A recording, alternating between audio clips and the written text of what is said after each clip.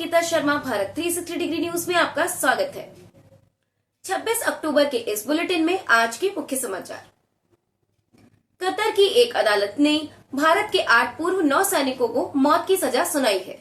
ये 1 साल से कतर की अलग अलग जेलों में कैद हैं। हिंदुस्तान टाइम्स की रिपोर्ट के मुताबिक भारत सरकार ने इस पर हैरानी जाहिर की है।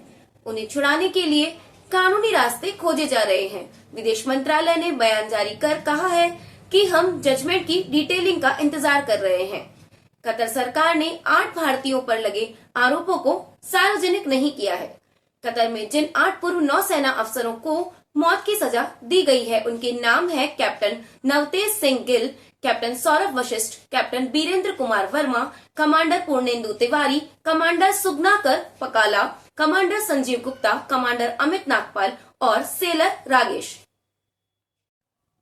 इजराइल और हमास के बीच जारी जंग का आज 20वां दिन है। इजरायली सेना ने गाजा में करीब 250 जगहों पर हमला किया है। इस दौरान उन्होंने हमास के ठिकानों, कमांडर सेंटर, सुरंगों और रॉकेट लॉन्चर्स को निशाना बनाया। इजरायली सेना ने बताया कि नेवी ने खान यूनुस में एक मिसाइल पैड पर हमला किया। ये साइट मस्जिद और किंडरगार्टन के एकदम पास में मौजूद थी। इस बीच पहली बार इजराइल के पीएम बेंजामिन नेतन्याहू ने माना कि इजराइल 7 अक्टूबर के हमले को रोकने में नाकाम रहा। नेतन्याहू ने कहा, आने वाले समय में 7 अक्टूबर को हमास का हमला न रोक पाने के लिए मेरे साथ ही सभी को जवाब देना पड़ेगा। वहीं इजरायली सेना ने बताया कि वो बुधवार रात टैंकों के साथ उत्तरी गाजा में घुसे थे। उन्होंने हमास के कई ठिकानों और रॉकेट लॉन्च पोजीशन को निशाना बनाया। दूसरी तरफ यरूशलेम पोस्ट की रिपोर्ट के मुताबिक इजराइल अमेरिका की बात मानकर जमीनी हमले को कुछ समय तक टालने के लिए तैयार हो गया है। राजस्थान में हुए पेपर लीक के मामले को लेकर प्रवर्तन निदेशालय ईडी की टीम ने आज सुबह प्रदेश कांग्रेस अध्यक्ष गोविंद सिंह डोटासरा के घर छापेमारी की है। इसके साथ ही मुख्यमंत्री अशोक गहलोत के बेटे वैभव गहलोत को भी ईडी ने foreign exchange management act FEMA case में समन भेजकर पूछताछ के लिए बुलाया है। ईडी फिलहाल डोटासरा और उनके रिश्तेदारों से पूछताछ कर रही है। ईडी की टीम डोटासरा के जयपुर के सिविल लाइंस में सरकारी आवास सहित सीकर स्थित निजी निवास पर भी पहुंची। सूत्रों के मुताबिक जयपुर में डोटासरा के सिविल लाइंस आवास पर कार्यवाही पूरी हो गई। अब जयपुर में 2 और सीकर में 2 जगहों पर ईडी की रेड चल रही है। छापों के बाद डोटासरा ने सोशल मीडिया पर पोस्ट कर कहा, सत्यमेव जयते। अशोक गहलोत ने छापों पर नाराजगी व्यक्त करते हुए कहा कि आज जो स्थिति है वह चिंताजनक है। सवाल मेरे बेटे और पीसीसी चीफ के छापों का नहीं है, सवाल इन एजेंसियों की साख का है। इन एजेंसियों ने पूरे देश में आतंक मचा रखा है। जम्मू कश्मीर के कुपवाड़ा में एलओसी के पास माचिल सेक्टर में गुरुवार को सुरक्षा बलों और आतंकवादियों के बीच मुठभेड़ हुई। इसमें जवानों ने 5 आतंकियों को मार गिराया। इसमें 3 आतंकी लश्कर से जुड़े थे, वहीं 2 की पहचान नहीं हो सकी है।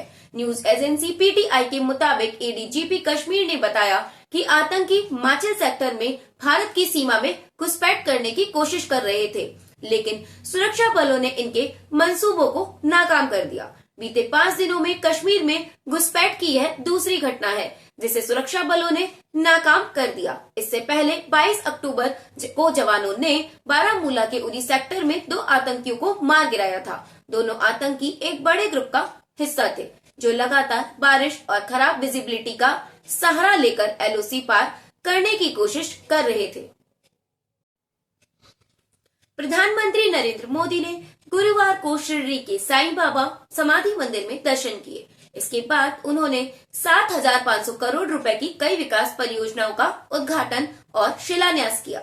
इस दौरान पीएम मोदी ने जनसभा को संबोधित करते हुए कहा कि 2014 से पहले भी आप बड़े बड़े आंकड़े सुनते थे, लेकिन वे होते थे इतने लाख करोड़ का घपला, इतने लाख करोड़ का भ्रष्टाचार, लेकिन आज ये पैसे विकास के लिए खर्च हो रहे हैं।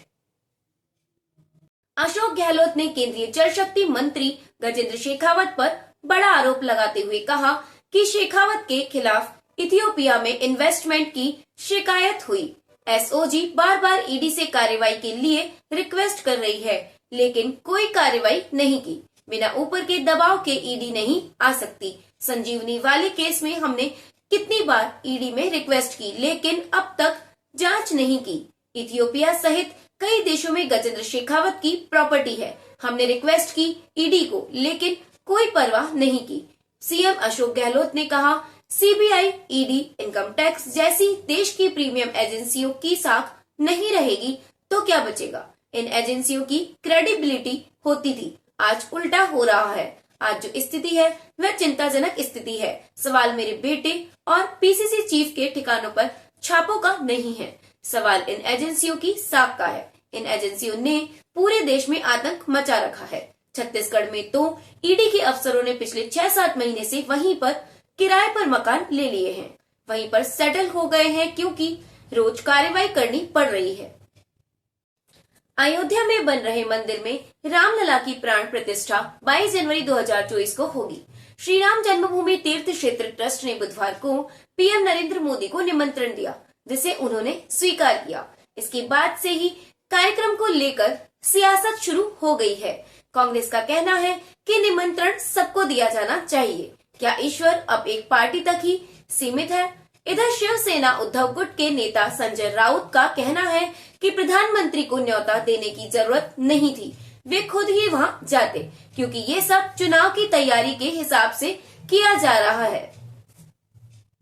सीएम अशोक गहलोत के बेटे और आरसीए अध्यक्ष वैभव गहलोत को प्रवर्तन निदेशालय ईडी ने foreign exchange regulatory act FEMA के उल्लंघन के मामले में समन देकर पूछताछ के लिए बुलाया। वैभव गहलोत ने पेश होने का और समय मांगा है।